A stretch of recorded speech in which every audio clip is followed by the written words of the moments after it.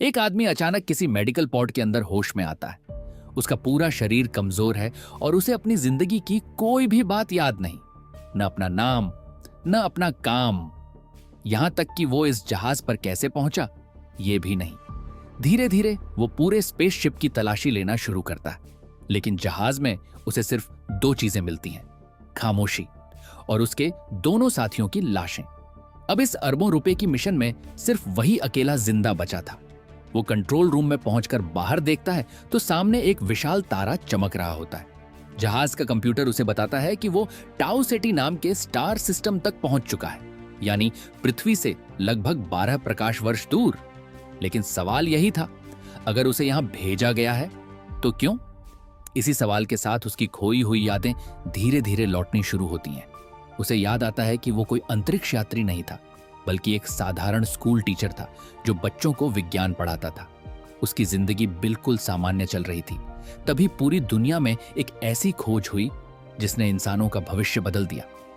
वैज्ञानिकों ने देखा कि सूरज की चमक धीरे धीरे कम हो रही है। पहले सभी ने इसे सामान्य खगोलीय घटना समझा, लेकिन कुछ ही दिनों में पता चला कि यह कोई प्राकृतिक बदलाव नहीं था। एक रहस्यमयी सूक्ष्म जीव सूरज की ऊर्जा को खा रहा था। वैज्ञानिकों ने उसका नाम रखा एस्ट्रोफेज। यह जीव इतनी तेजी से बढ़ रहा था कि अगर इसे नहीं रोका गया तो कुछ दशकों के अंदर पृथ्वी का तापमान इतना गिर जाएगा कि पूरी मानव सभ्यता खत्म होने लगेगी। दुनिया भर में हड़कंप मच जाता है। इसी बीच एक बेहद प्रभावशाली और कठोर सरकारी अधिकारी ईवा स्ट्रैट दुनिया के सभी वैज्ञानिकों को एक ही मिशन पर काम करने के लिए मजबूर कर देती है। उसके पास लगभग हर देश से ऊपर का अधिकार होता है, क्योंकि अब सवाल राजनीति का नहीं बल्कि इंसानों के अस्तित्व का था। शुरुआत में हमारा नायक इस मिशन का हिस्सा नहीं बनना चाहता। उसे लगता है कि वो सिर्फ एक शिक्षक है, कोई महान वैज्ञानिक नहीं। लेकिन जब वो एस्ट्रोफेज पर रिसर्च करता है तो उसे एक ऐसी बात पता चलती है जिसे बाकी दुनिया ने नजरअंदाज कर दिया था। उसे पता चलता है कि सारे तारे इस रहस्यमयी जीव से संक्रमित नहीं है। एक तारा ऐसा भी है जिसकी रोशनी बिल्कुल सामान्य है और उसका नाम है टाउ सेटी, यानी वही तारा जिसके सामने वो इस समय अपने स्पेसशिप में खड़ा था। अब वैज्ञानिकों को समझ आ जाता है कि अगर टाउ सेटी सुरक्षित है तो वहां जरूर कोई ऐसी चीज होगी जो एस्ट्रोफेज को रोक सकती है। लेकिन समस्या ये थी कि वहां तक पहुंचने में इंसानों को सामान्य तकनीक से हजारों साल लग जाते। तभी एस्ट्रोफेज की सबसे हैरान करने वाली क्षमता सामने आती है। ये जीव अपने अंदर इतनी ज्यादा ऊर्जा जमा कर सकता था कि वही इंसानों के लिए अब तक का सबसे शक्तिशाली अंतरिक्ष ईंधन बन सकता था। यहीं से शुरू होता है मानव इतिहास का सबसे बड़ा मिशन। एक ऐसा मिशन जिसमें सिर्फ एक जहाज बनाया जाएगा, सिर्फ 3 लोगों को भेजा जाएगा, और अगर वो असफल हुए तो पृथ्वी पर बची हुई हर जिंदगी धीरे धीरे खत्म हो जाएगी। शुरुआत में इस मिशन के लिए दुनिया के सबसे बेहतरीन अंतरिक्ष यात्रियों का चयन किया जाता है।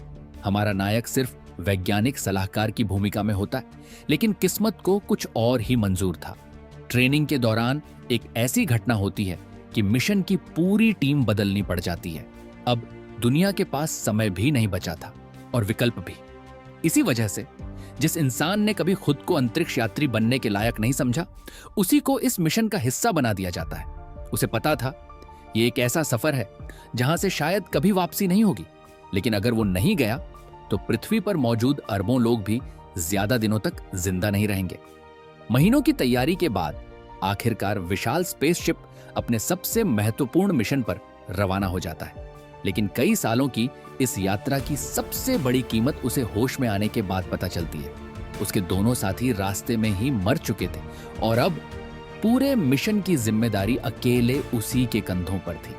उसे नहीं पता था कि आगे क्या मिलने वाला है, लेकिन कुछ ही देर बाद उसके रडार पर एक ऐसी चीज दिखाई देने वाली थी जिसे देखकर उसके होश उड़ जाएंगे, क्योंकि उस अनजान स्टार सिस्टम में वो अकेला नहीं था।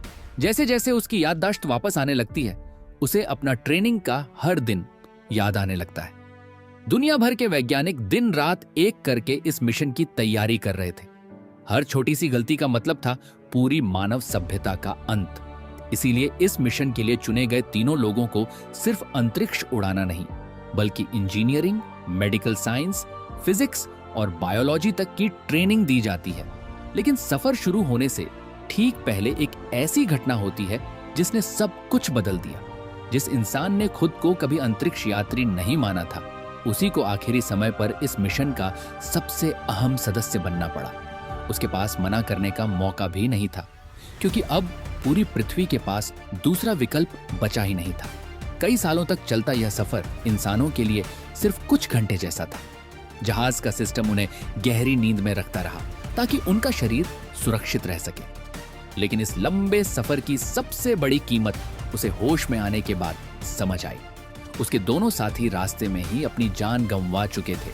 अब अगर यह मिशन सफल होना था तो उसे अकेले ही पूरा करना था। वर्तमान में लौटकर वो जहाज के सभी सिस्टम चेक करना शुरू करता है। उसका मकसद साफ था, टाउ सिटी के ग्रहों से सैंपल इकट्ठा करना और पता लगाना कि आखिर वहां ऐसा क्या है जो सूरज को बचा सकता है। काफी मेहनत के बाद उसे पहली बार कुछ उम्मीद दिखाई देती है। उसे ऐसे सूक्ष्म जीवों के संकेत मिलने लगते हैं जो एस्ट्रोफेज को खा सकते हैं, यानी शायद इंसानियत सचमुच बच सकती थी। लेकिन तभी जहाज का रडार एक ऐसी चीज पकड़ता है जो इस मिशन की किसी भी रिपोर्ट में मौजूद नहीं थी। वहां एक और स्पेसक्राफ्ट था। पहले उसे लगा कि शायद यह उसके जहाज का कोई हिस्सा होगा, लेकिन कुछ ही सेकंड बाद उसे समझ आ गया कि यह किसी इंसान ने नहीं बनाया। उसकी बनावट, उसका आकार, उसकी चाल, सब कुछ अलग था। यानी वो इस पूरे ब्रह्मांड में अकेला नहीं था। शुरुआत में वो डर जाता है। अगर सामने वाली सभ्यता दुश्मन हुई तो उसके पास बचने का कोई रास्ता नहीं था। लेकिन दूसरी तरफ से कोई हमला नहीं होता, बल्कि धीरे धीरे दोनों जहाज एक दूसरे का निरीक्षण करने लगते हैं। उसे एहसास होता है कि सामने मौजूद जीव भी शायद उसी वजह से यहां आया है जिस वजह से इंसान उसे यहां भेजकर गए थे।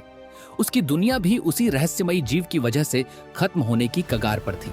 यानी दो बिल्कुल अलग सभ्यताएं जिन्होंने कभी एक दूसरे को नहीं देखा, अब एक ही दुश्मन के खिलाफ खड़ी थी। लेकिन असली चुनौती अब शुरू होने वाली थी। दोनों एक दूसरे की भाषा नहीं जानते थे। उनका शरीर, उनका वातावरण, उनका सोचने का तरीका, सब कुछ अलग था। फिर भी धीरे धीरे विज्ञान उनकी पहली भाषा बन जाता है। संख्याएं, आकार और गणित, इनके जरिए दोनों पहली बार एक दूसरे को समझना शुरू करते हैं। यहीं से डर की जगह भरोसा लेना शुरू करता है और इंसान पहली बार महसूस करता है कि ब्रह्मांड में बुद्धिमान जीवन सिर्फ पृथ्वी तक सीमित नहीं है। अब दोनों मिलकर उस रहस्य को सुलझाने निकलते हैं जिसने दो अलग अलग दुनियाओं को एक ही किस्मत से बांध दिया था। लेकिन जैसे जैसे वो सच के करीब पहुंचते हैं, उसे एहसास होता है कि अगर उसने पृथ्वी को बचाया तो शायद उसका नया दोस्त कभी अपने घर वापस नहीं पहुंच पाएगा, और अगर उसने दोस्त को बचाया तो इंसानियत हमेशा के लिए खत्म हो सकती है। यानी अब सवाल सिर्फ मिशन का नहीं था, सवाल था फर्ज और दोस्ती में से किसी एक को चुनने का।